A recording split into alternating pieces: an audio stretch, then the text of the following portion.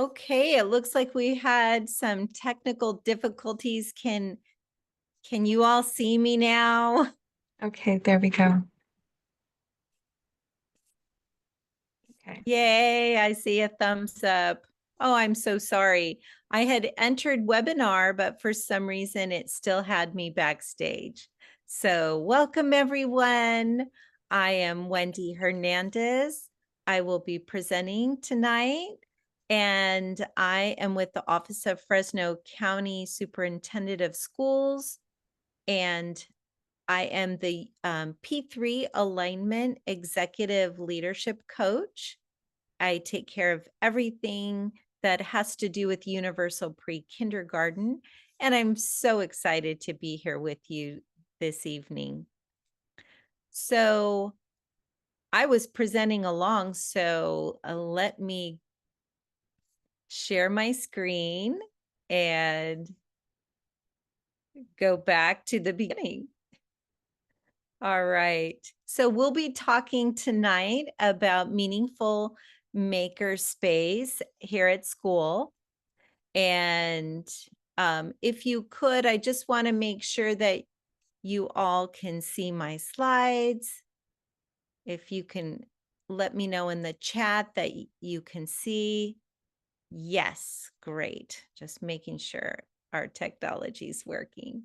And tonight I'll be talking about the difference between parent engagement and parent involvement, why it is important to bring parents into your school or program.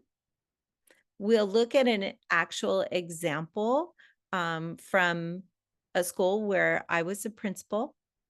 And we'll also talk about how story time and playtime can be connected to your programs. And we'll talk about maybe some ideas for designing your own. So let me know what your earliest memory of play was as a child. If you could add that to the chat, what is a memory that really stands out in your mind? What did you play with?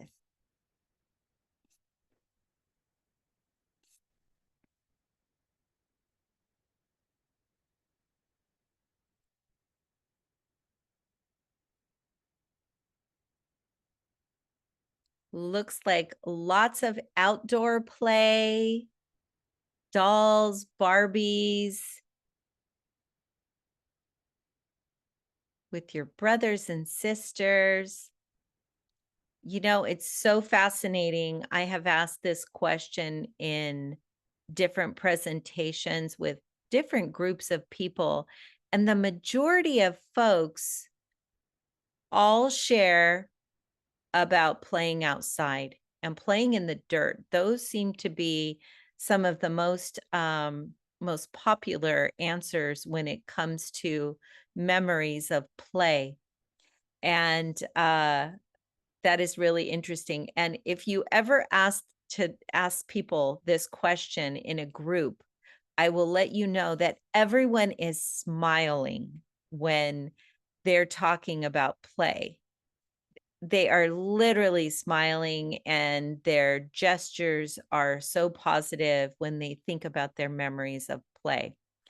And this is just such an important piece of the work that we do, really ensuring that play is a focal point. And the other reason why this is so important when we think about play and we think about the work that we do, the connection between home and school is just so important. So when we think about the why behind this work, we really want to ensure that our parents really understand how important play is. Folks are busy, you know, they're working, they have lots to do, but prioritizing play again is so critical. And remembering that a parent really is a child's first teacher, and that as a classroom teacher, we call ourselves the second teacher. And then we know that the environment or the setting that is really designed to ignite the learning for a child is the third teacher. So again, thinking about the why behind engaging our parents in a maker space or a story time or playtime, whatever you want to call that. So let's go a little deeper. Why should we engage families before children actually enter school? So again, before preschool, before transitional kindergarten, or before kindergarten, why would we really want to engage families before they enter school?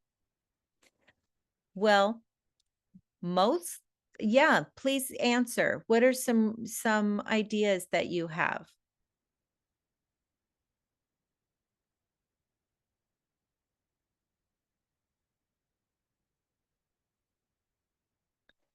Yes. Yes, really connecting with families before they come to, let them know that, we can build relationships. I see some folks starting that collaboration, connection, really getting to know them in a way that they understand that school is part of their community and that there will be some opportunities for them to really engage with their child before they come to school. Yes. So, what are those benefits of parent engagement? And the research shows us that the benefits are multiple. There are many benefits of parent engagement. So one would be, of course, the improved academic achievement. Folks do know that parents that are engaged in a child's education, those students have improved academic achievement. They have better student behavior, increased motivation for those students, increased attendance. And many of you were mentioning those relationships, having those stronger parent teacher relationships, even that positive social emotional development. And these all lead to higher graduation rates. And of course, that connection to learning. And with that connection to learning, uh, it's learning for both the parent and the child in the modeling of being learners together and showing a parent showing a child that they too are interested in their environment and what they're doing at school. So, really, what is the difference between parent engagement and parent involvement? You've probably heard those terms come up in different situations. So, what's the difference? Is one better? Well, let's take a look at that. So, parent involvement, very often we find that parents can be involved in school. They might be actively participating in things, events at school. They may volunteer. They do come to parent conferences, help with homework, that type of thing. Um, the easiest way for me to really remember and think about what this term means is being physically present at school, finding ways, to support their student. And I think of really at the level of being compliant. They're following the rules and doing those things that they think, is important to um, be actively, involved in their child's education. So this is, one level parent involvement, and we do notice, we have quite a few parents that we could say are actively involved. But then parent engagement really is a broader term that goes a little deeper. It includes parents that are involved even in the school district, um, creating a true partnership between, for example, a teacher and a parent. If they have a true partnership, then that's reciprocal and it can go both ways. And, parents might ask the teacher questions about things they could be doing at home, or vice versa. The teacher may be asking a parent, what are some things that work well with your child that we could do here at school? So, really working together, going a little deeper into the type of support that the child might need for learning, their development, or their health. And then really ensuring that that parent participation in those programs really are fine tuned to meet the needs of the students. Again, not just as a compliance issue, like yes or no, are they, you know, coming to school, but are we really meeting their needs? Are we really ensuring that the work we're doing is is differentiated to ensure that all the focus is on the needs of the students? Well, if we're thinking again about why we're doing this, let's look at this from kind of a broad perspective. And I'm sure you've all heard the term before, P3. What is a P3 system? And what is the trajectory, for a student? And, we've heard, in fact, I shared with you, it's actually in my title, P3 alignment. It's all part of the work that we do with Universal Pre-Kindergarten. And what that means is, what is everything that happens before a child enters kindergarten? A child might go to preschool. A child might go to transitional kindergarten. A child may go to a childcare, a family friend and neighbor as a 2-year-old. There are lots of things that can happen in that early learning and care environment before they enter kindergarten and they join. Not every child it does go to transitional kindergarten. So we do find most all other children will come by the time they come to kindergarten. So there is a large number of students or children, I should say, who have a lot that they can be learning before they come to school. So, what kinds of things and what kind of programs can we involve them in before? Um, and when we think about a lot of our population, a lot of our families, um, and even going back to children who might be in a family friend and neighbor program, um, those families do need support, right? They might go to Head Start. They really are interested in finding programs or opportunities for their children. So, how can we, as we plan all this, how can we think of creating this community network of support?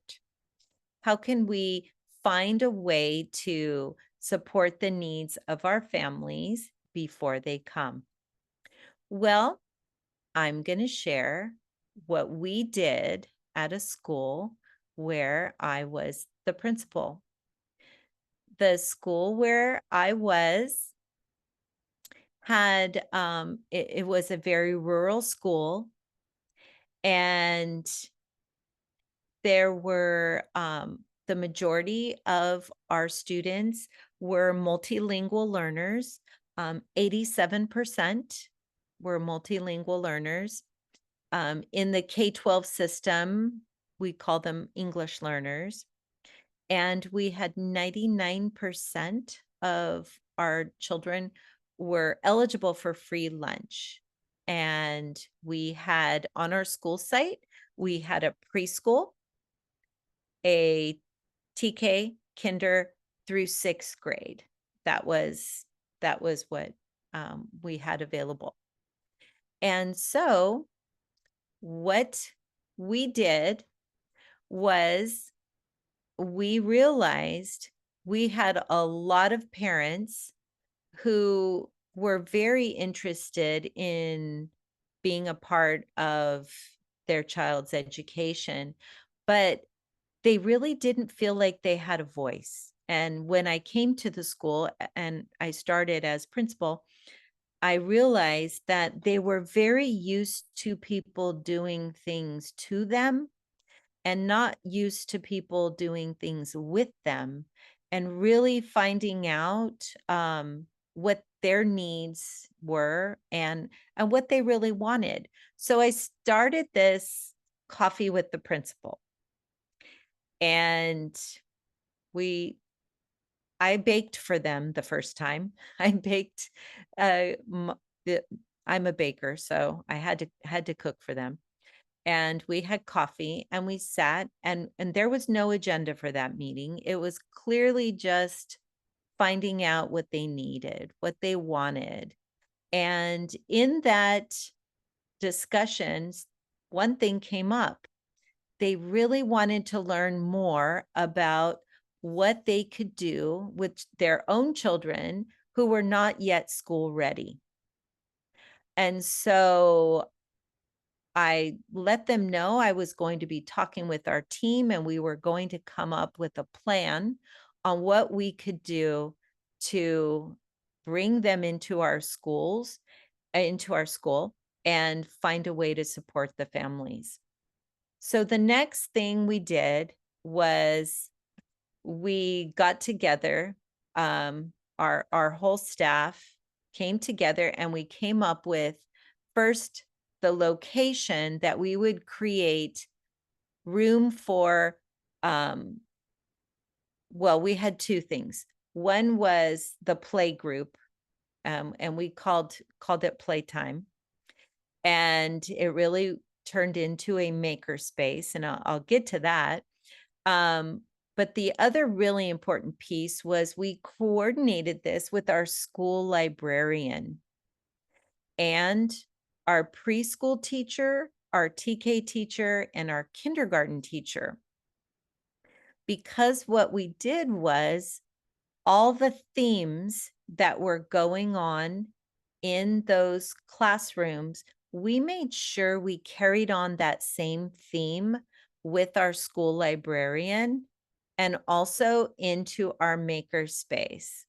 So, for example, when they were learning about trees, then the librarian was reading with them had to do with trees.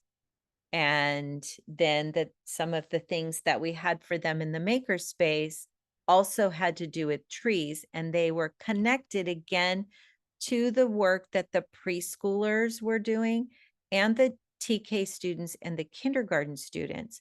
So those parents who had a child already in school and also were bringing a child to the maker space had a connection to those themes that were already going on in those classrooms.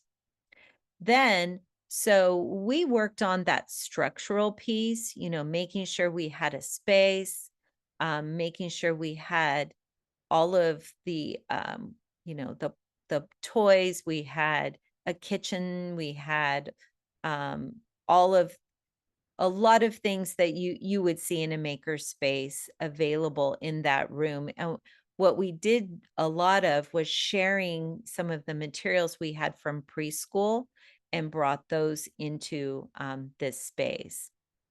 Then once we created that structure and the environment, we talked with the parents, and they decided when the best day of the week and the time that worked best for them, which worked best right after drop off when they were dropping off the older siblings. And then what they would do is they would go to story time. The librarian would read the story. There would be some activity they would do that was connected to the story, like puppets, or maybe a quick little art activity. And then they left the story, and walked over to the room where they had their playtime and the maker space. And this is the part that was absolutely so beautiful to watch. I started out, I had a little area in the back, kind of near the play area, where there was some coffee and some coffee that was ready. The parents had already said that they wanted to bring treats, so they created their own sign up for those treats. And what was so interesting, it truly became their place. This was their room, their treats, their opportunity. And what I noticed was happening was this was an opportunity for parents to really talk about their children's development and questions. How are, they were asking each other, how do you do this? What are some ways that they were talking about breastfeeding. They were talking about, lots of different things, but this became a hub for the parents who had children who were 0 to 3. And watching these young children play and the parents really creating their own network was absolutely amazing. And then seeing how, again, these themes, there were even some times where the preschool children would come and attend the story time with their parent, to be a part of that. And then the parents could check out books as well. So having that opportunity to check out books, was again another way that the parents could take this with them and continue that learning at home. Um, and yes, this was one of the questions was it during the day? It happened in the morning, right when the parents would drop off the children. And it went solid, for 3.5 years while I was there. And the school librarian, again, she loved this was one of her favorite things that she did. Um, and she loved working with the parents as well. And it was really fun to see, her modeling reading stories and being so engaging, and then watching the parents and the children, and also the staff seeing how the parents were coming and continuing this. I think the other thing that again was so fun was how this time, within the school library, created just this buzz for parents. it was something different. And, yes, we also did things during the night. We would do family nights,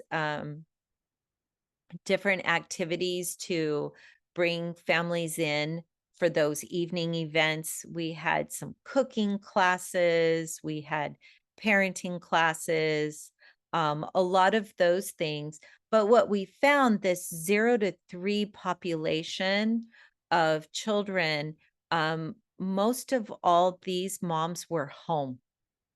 And since they were home, they really wanted to come to school during that time. So, here's an example of, some things that we did, with a tree unit, again, connecting that to preschool. And so after I left the school site and went on to a different position, another principal came in, and what was so fascinating to me was that the parents kept this going because they were in charge. They had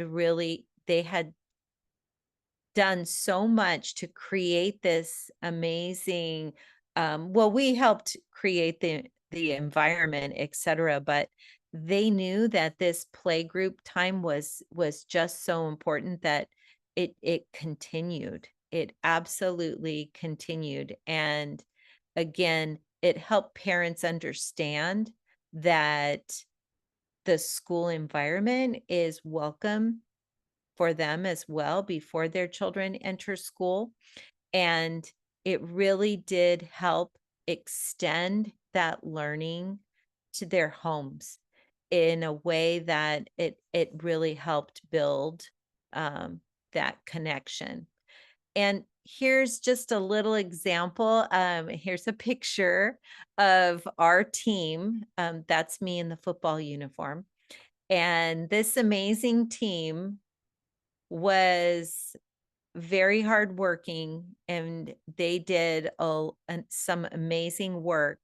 And when we started in 2012, 14% of our children were reading on grade level. I shared the demographics with you. But by the end of 3 years, working on this P3 alignment, again, we could even say P being prenatal to third, because we were working with children as soon as they were born. They were coming to the the sessions that we had for them. We were able to improve our reading scores to 75% TK through sixth grade. And the specific growth we had TK through second was astronomical. It was 86% for our TK through second grade students. And then this school site was able to win a gold ribbon award for this high achievement. So I really wanted to share with you so that you would understand that involving parents is one thing, but engaging parents is something different. And when they have that ownership of what they are a part of, and especially if they can really help in the development of it and really keep it going, um, it is still going strong after 10 years. Here's a picture, and I love this picture of this is the actual school, and that is the librarian in that photo. Um, but I hope they go strong for many, many more years. And I wanted to also say, um, another great example of something that can be shared with parents too would be, of course, Count Play Explore. I'm sure you've heard of it, but if you haven't, highly recommend. another way to really get parents involved and help them find ways that they can um, really bring learning alive at home. And there are books that go with all of the themes in math. So, again, it's tying in that literacy with the mathematics. So I included in the slides for you all some resources for Makerspace and Storytime. Um, and I hope that you'll find those really helpful to give you some more ideas of some things that maybe you could do at your own school site. Or if you have, a facility where you're working, and then here's a little bit of research again as to why this is all so important.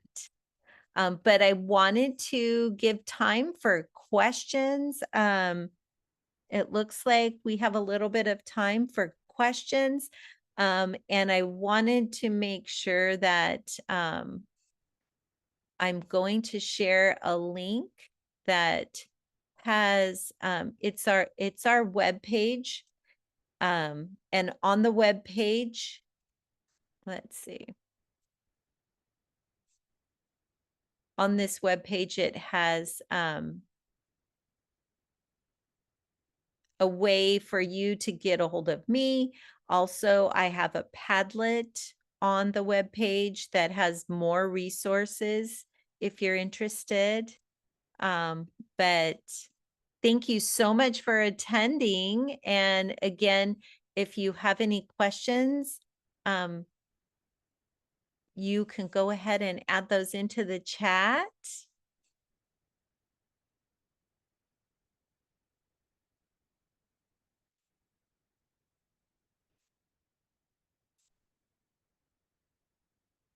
Yes, and there are resources available in the resource tab for you, including the presentation that has all of the different links.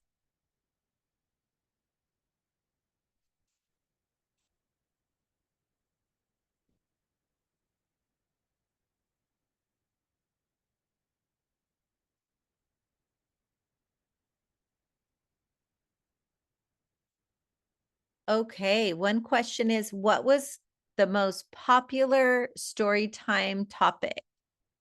Um, I would say one of the most popular was the farm. They had a really amazing farm unit that they did. And again, this was a rural community, so they were very engaged in that. Um, Someone had a question about what to do if families have pushback or they don't want to participate. Um, what we found is the way that parents were coming was literally word of mouth from other parents. And so we realized at the coffee hour that the parents that had come to the coffee hour were already some of the more established parents who were already pretty involved in the school. So we knew that they would be the ones to invite and initiate bringing other parents. So that seemed to be a really wonderful way to really organically have this come together.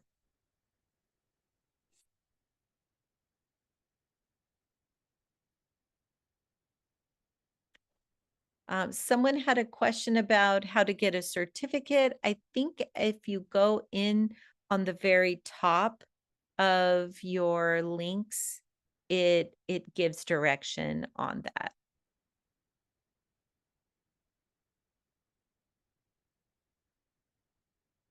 Yes. Um, the power of parents and the power of especially our moms. Our moms are very often the ones who are um, really involving other moms. We had a couple of dads come, which we were super excited about that.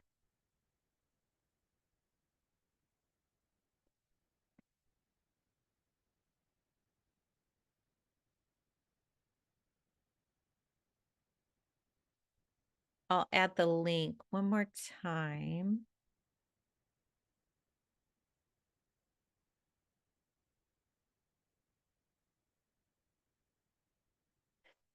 Yeah.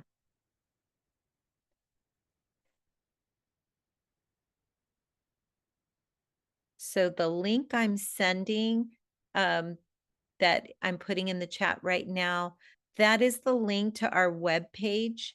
And if you go to that web page, it has all kinds of resources there, including the Padlet.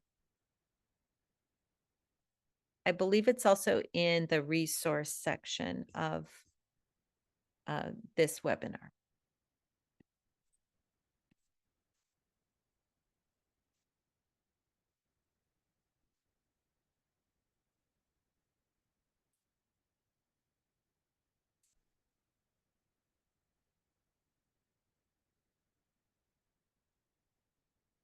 Thank you, Dana, for adding that, the directions for the certificate.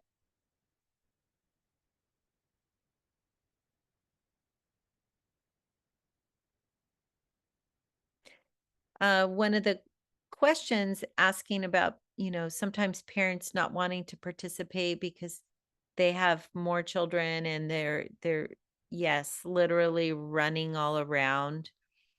So I think, again, it's really helpful to offer events and different opportunities at different times, making sure that we're thinking about that and when they might be available. And then for so many of the events that we had, especially in the evening, we did provide childcare for families if it was something that parents, it was just for parents. But what's also helpful is even if you have a whole family, if you have an event that you can actually engage the whole family in that event, um, with for all ages, again, that's a really helpful tool in helping them get that. Yes, and language is it can be a barrier, but ensuring that you have translation available, that you already know your families. If you have possibly two different languages you need to translate, that you have translators available to make really ensure that they have what they need. Um, and the school where I was, I'm bilingual, so I was able to provide, both languages.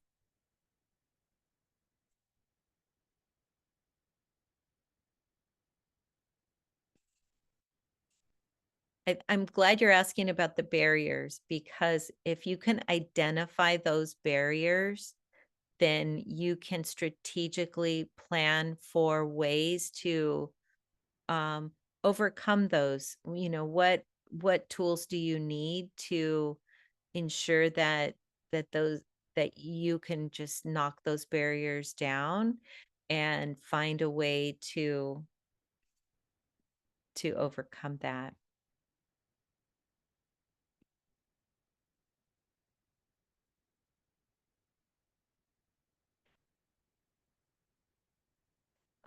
In the Q&A, there's, let's see.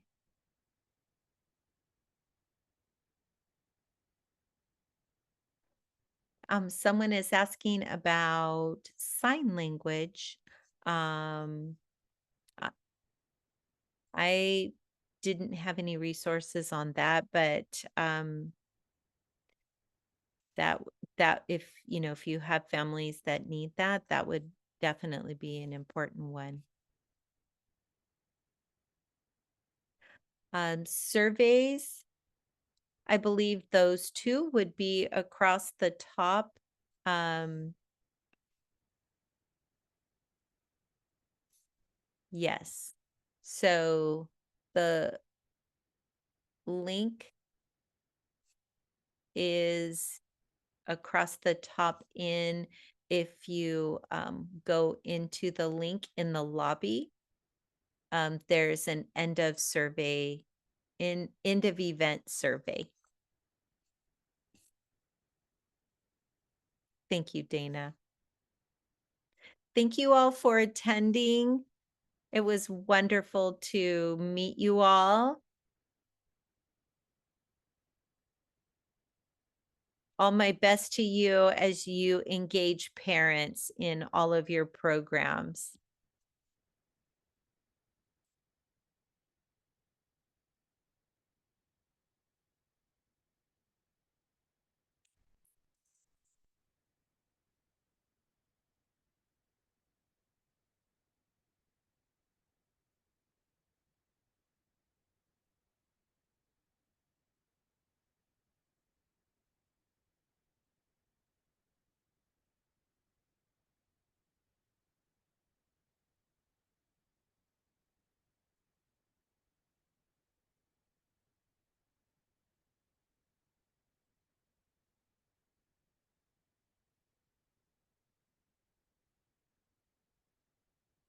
Thank you all.